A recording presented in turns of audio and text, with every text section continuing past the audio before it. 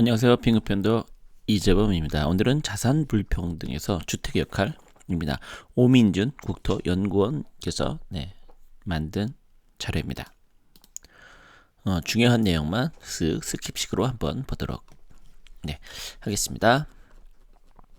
쭉 내려가면요. 자산 불평등 측정의 중요성, 외환위기 이후 신자유주의 체제를 겸한 우리 사회에 대한 불평등 증가는 경제, 정치, 사회 여러 영역에서 부정 영향을 미칩니다.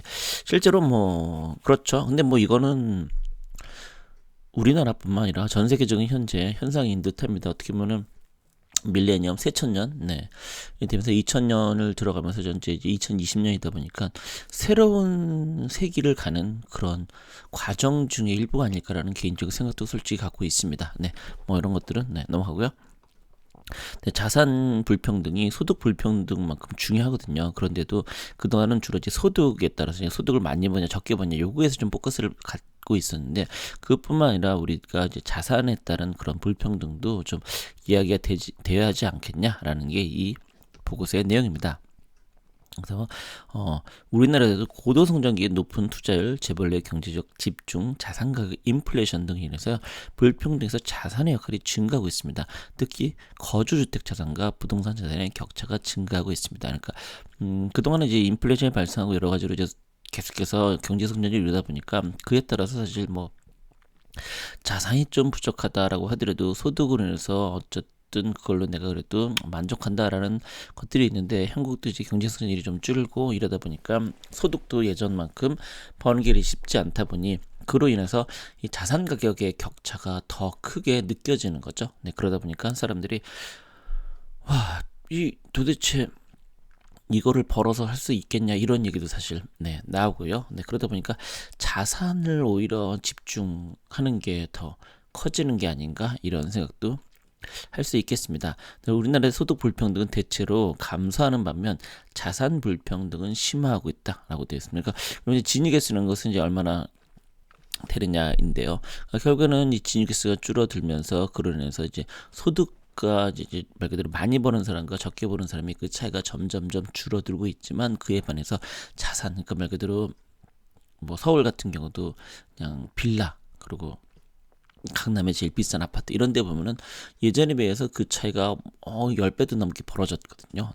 그러다 보니 사람들의 그 상대적 박탈감, 그리고 열심히 벌어도 저런 걸 할 수가 없구나, 그런 게 아무래도 더 심화되면 그로 인해서 사회적 문제가 분명히 될 수 있다라고 볼 수 있겠죠. 그러다 보니까 이런 일들을 하는 건데요. 그래서 자산 가격이 지속적으로 상승할 경우요, 주택자산 보유업에 따라 자산 축적 가능성과 속도에 큰 차이가 있어 사회적 불평등 문제 심화 예상이 된다는, 결국은 자산을 갖고 있느냐 갖고 있지 않느냐에 따라서 결국은 시간이 가면 갈수록 이제 상대적으로 내가 소득이 좀 줄어도 나 이 정도의 자산이 있으니까 그래도 성공했네, 또 이 정도의 자산이 있으니까 뭔가 준비가 되는데 무슨 일이 있어도 이걸 통해서 내가 해결할 수 있겠네 라는 사람과, 소득은 있지만 자산이 없는 사람들은 소득이라는 것은 한계가 있으니까요, 어느 순간 중단될 수 있으니까요. 근데 물론 또 한편으로 이거를 이렇게 볼 수 있겠습니다. 물론 이제 너무 극단적인 얘기일 수도 있지만, 소득을 많이 범에도 불구하고 자산을 축적하지 않았다는 얘기는 제가 그만큼 요즘 유행하는 욜로라든가, 또는 예를 들어서 그냥 이런 분들, 표현하기 좀 그렇습니다만, 이런 분들이 좀 많다 보니까 그런 분들 입장에서는 자산을 축적하지 않다가 이제 와서 여행도 다니고 즐겁게 사셨었는데 이제 와서 그런다는 건 개인적으로 좀 그런 게 아닌가? 아니, 그 자산을 축적하신 분들은 그냥 축적한 건 아니잖아요. 자기 소득 중에 일부를 계속해서 모은 걸로 자산을 축적해서 그렇게 된 거였으니까요. 그렇게 본다라고 하면 제 생각에는 이런 것들도 좀 생각해 볼 필요는 있지 않나 봅니다. 그래서 결과적으로는 이런 것들을 이분이 측정을 하고 이렇게 쓰는, 여기 나와 있는 것처럼 되게 길게 진위 개수 이렇게 우리가 저도 그렇고 여러분도 그렇고 이런 그래프 나오고 하면은 힘들죠. 다만 연구에서 총자산, 가구 모든 자산의 합은 총자산과 총자산의 부채액을 뺀 순자산 등으로 정의했으며, 총자산은 실물자산과 금융자산을 구분했다는 거. 여기 나온 순자산이 중요하다고 할 수 있겠습니다. 소득과 총자산, 부채액을 제외한 순자산, 부동산 자산, 주택자산, 거주주택 자산의 불평등을 측정하고 측정한 자산 불평등을 또 분해했다라고 되어 있습니다. 그래서 이거가 나오는데 이제 가계금융복지조사와 주거실태조사 요 두 개를 근거로 해서 이렇게 한 듯합니다. 네, 여기서 나와 있는 것처럼 가계금융복지조사는 통계청, 금융감독, 한국은행 2019년이고요. 주거실태조사는 국토연구원에서 했던 그거를 바탕으로 이렇게 만들었다.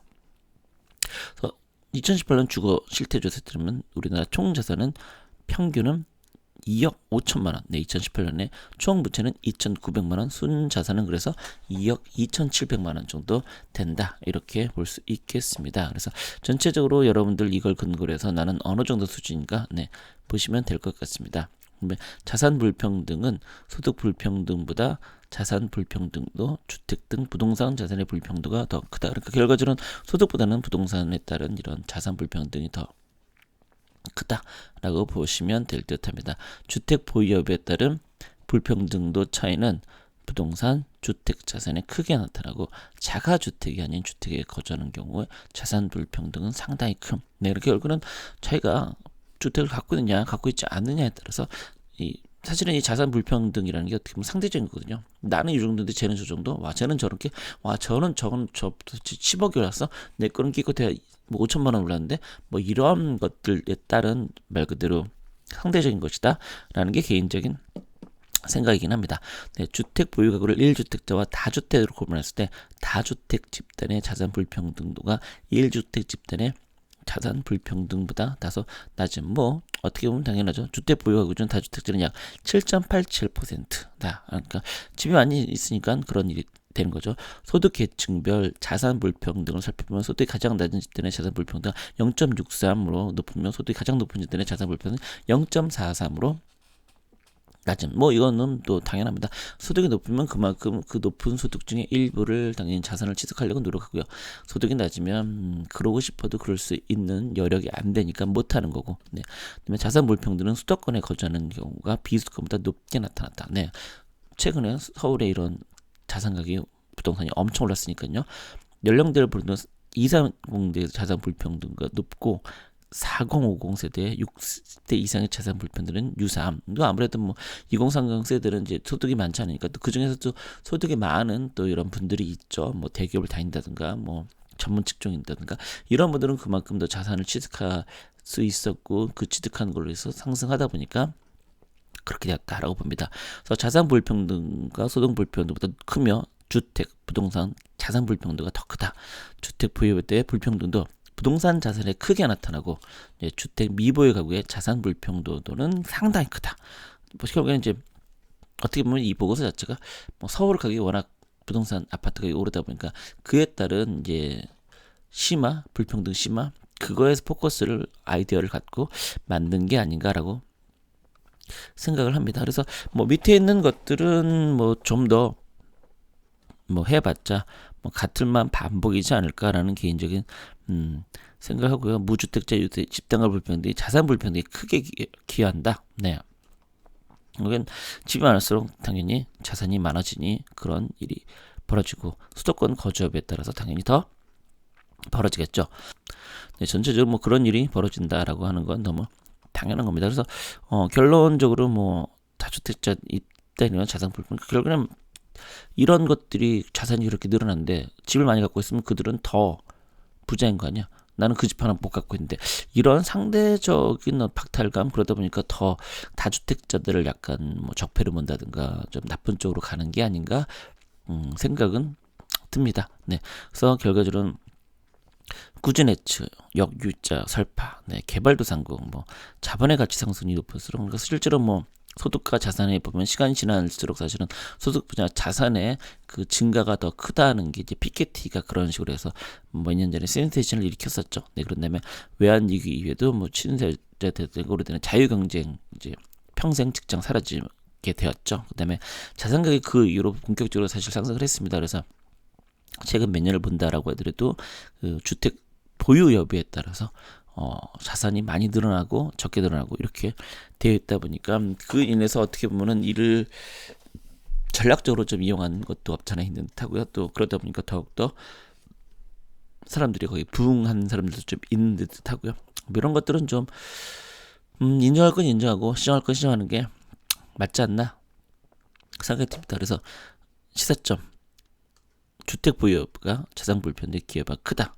무주택자가 저렴 주택 공급 확대하고 결국에는 무주택자가 주택을 살 수 있게끔 사실은 대출을 좀 더 풀어주는 게 맞지 않나. 그러니까 빌라나 이런 것들을 사실 대출 풀어줘야 되거든요. 근데 일괄적으로 하다 보니까 이 역효과가 난다고 봅니다.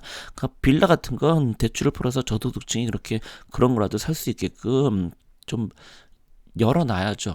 그 아파트 빌라를 다 똑같은 관점으로 하면 어떡합니까? 라는 게 제 생각입니다. 그렇기 때문에 상승을 깨고 자산 불패들이 심할 수 있으니까요. 선제적으로 할 수 있다.